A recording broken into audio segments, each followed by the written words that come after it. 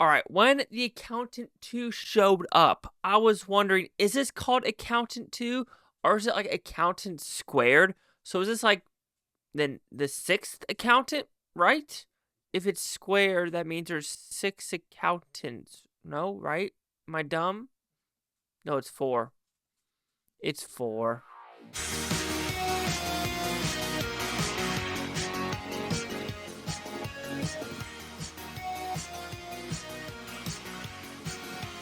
Chase Lee Hockey here with the Blue Futon, and that's why ZZZ account you would never hire me. So anyway, what's this about? Pretty simple premise. This is about 8 years from the first one, and Ben Affleck and John Bernthal brothers are kind of estranged. They haven't seen each other ever since the first movie, but now J.K. Simmons dies.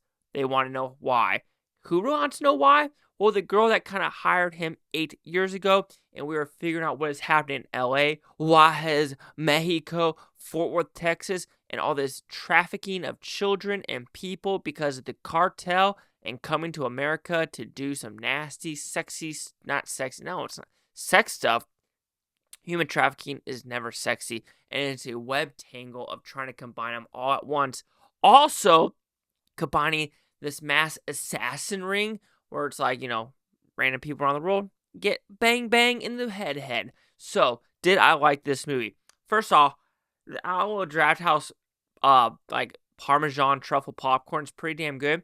My tongue kind of hurts. Anyway, this is a pretty dang good movie. If you're expecting something like the original, expect something different. The original is a lot more contained movie about getting to know some of the characters and mostly a Ben Affleck movie. This one is a shared movie, a brother story, a lot more humor than the first one. And the first one, I think I remember like chuckling or laughing twice.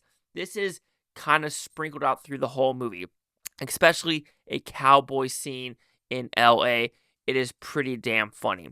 So the action, when it's on screen, is pretty good. It looks like there's very good training with some of the gunplay. Of course, some post-production casings coming out of the gun or casings just not coming out of the gun whatsoever. So you're like, okay, that was in post-production and they try to do what they can do. Luckily in LA, there's that good, gun ranch. I keep forgetting what it's called, but they also train Keanu Reeves and a lot of other people. I know John Bernthal has been to that range multiple times. So it looks like there is good gun training on this movie set. And when these, this is happening is pretty good.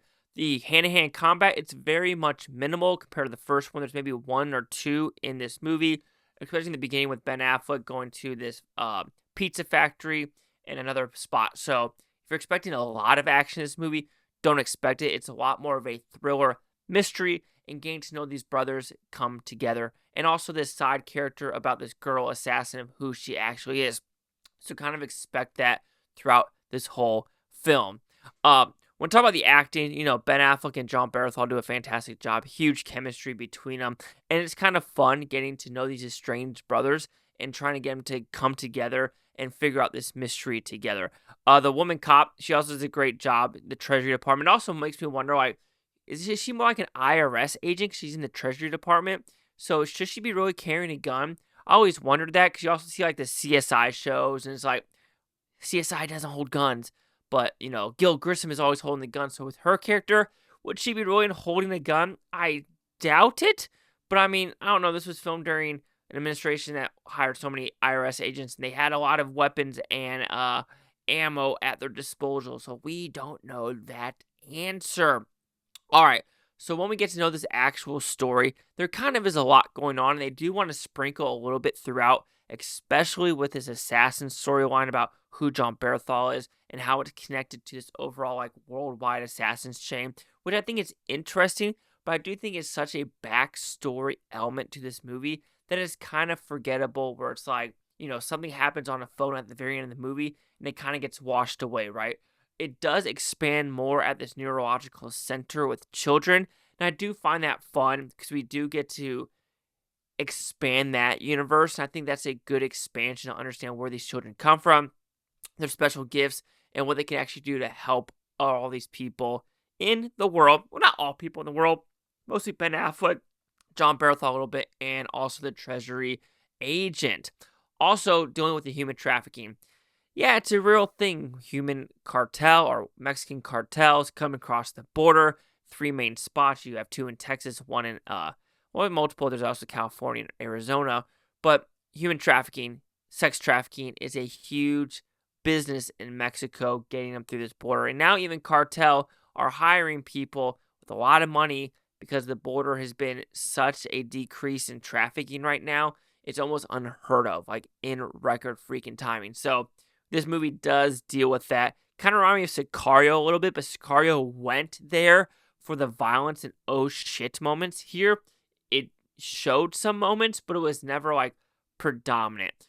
Also, when dealing with this female assassin, it's an interesting storyline, but it's also one that's, I'm going to say it's forgettable because it feels kind of incomplete with how the story ends. And you're like, okay, I understand what you're trying to do in her revenge arc, but then it kind of like, because her revenge arc feels like it goes to another spot. It could have gone somewhere, but it doesn't because the kid goes somewhere else. And that's either a pro or con for some people because you expect a family reunion, but also with her trauma and her past, you don't know if that actually family reunion would actually work. In dealing with that, when the ending does come along, does it feel complete? I think so, but there are some things where they left so open-ended where you're just like, where you want to push this story. And that's where I'm also intrigued. Could there be a third one? I think so because the critics are liking this a lot more than the first one.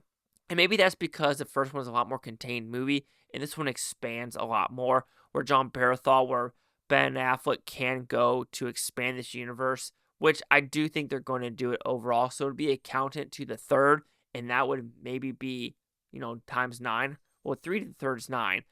So I don't know. Is it going to be 9 as accountants? I don't have a freaking clue.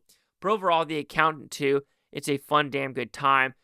Comparing to the first one, they're both fun movies overall, but expect the first one to be more serious, this one to be a little bit more comical, the second one to be a little bit more open-ended, the first one to be a little bit more of a contained story, and I think the contained story does help with the side characters like J.K. Simmons, and I really was more intrigued of those side characters in the first one, not the second one. However, the brotherly love of the second one is a lot better than the first one because that really wasn't predominant. So there's both pros and cons for both movies, but to me, they're both on pretty equal playing fields. So The Accountant 2 will receive a 4 out of 5 with Futons, which equals at 80%. So see the critics and user scores gave this one. So you have critics at 85% with 34 of them. No critic or audience score yet. Critic consensus. Improving on the original by leaning into Ben Affleck and John Bernthal's buddy comedy chemistry, The Accountant 2 can safely be followed under a good time at the movies. I like them both together, and the female agent is Cynthia Addai-Robinson. So anyway, 8580. Chase Hawker with the Blue Futon. Like, comment, subscribe. One of these Bluetoontopia, you Bluetonians. Thank you for watching. For a great day. Watch this tape tomorrow, a week from now, a month, and a year from now. Every single freaking one of you. Peace and love. Peace and love. And yeah, ZZZ Accounting, I still want to use him as my tax man.